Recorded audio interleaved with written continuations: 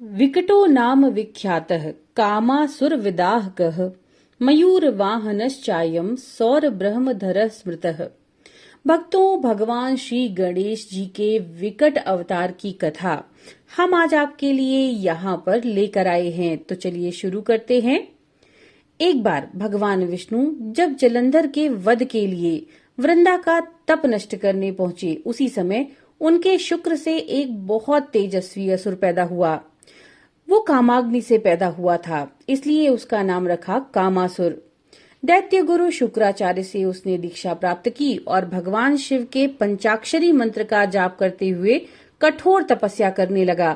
अन्न जल त्याग दिया, शरीर जीर्ण शीर्ण हो गया। तपस्या के पूरा होने पर भगवान शिव के दिव्य दर्शन उसे मिले। शिव जी से ब्रह्मांड का राज्य, शिव भक्ति और मृत्युंजयी होने का वरदान उसने प्राप्त किया। जब ये समाचार शुक्राचार्य जी को मिला तो उन्होंने कामासुर को दैत्यों का राजा घोषित कर दिया और महिषासुर की पुत्री से उसका विवाह कर दिया।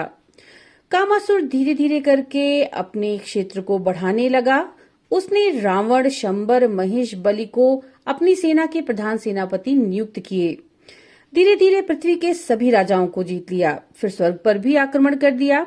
स्वर्ग के भी सभी देवताओं को वहां से विस्थापित कर दिया और स्वर्ग पर विजय प्राप्त की।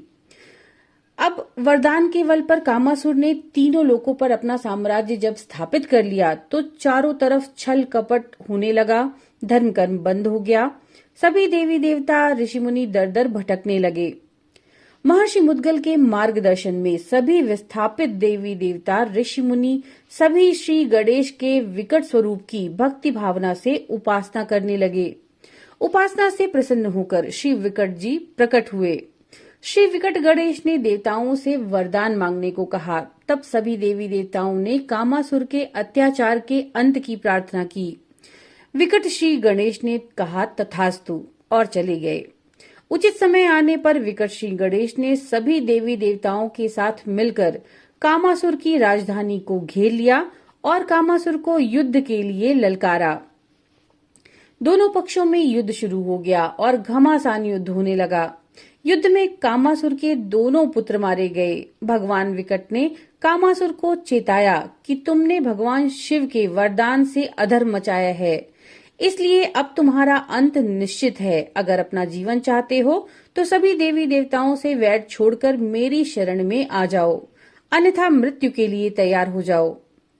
तब कामासुर ने क्रोधित होकर श्री विकट पर अपनी गदा फेंककर प्रहार किया, लेकिन कामासुर का ये जो प्रयास था वो विफल हो गया। जब श्री विकट ने क्रोध भरी दृष्टि से कामासुर को देखा तो वो मूर्छित हो गया और पृथ्वी पर गिर पड़ा। उसकी सारी शक्तियां जाने लगी। कामासुर डर गया और श्री विकट जी के चरणों में अपना सिर रखकर क्षमा याचना करने लगा।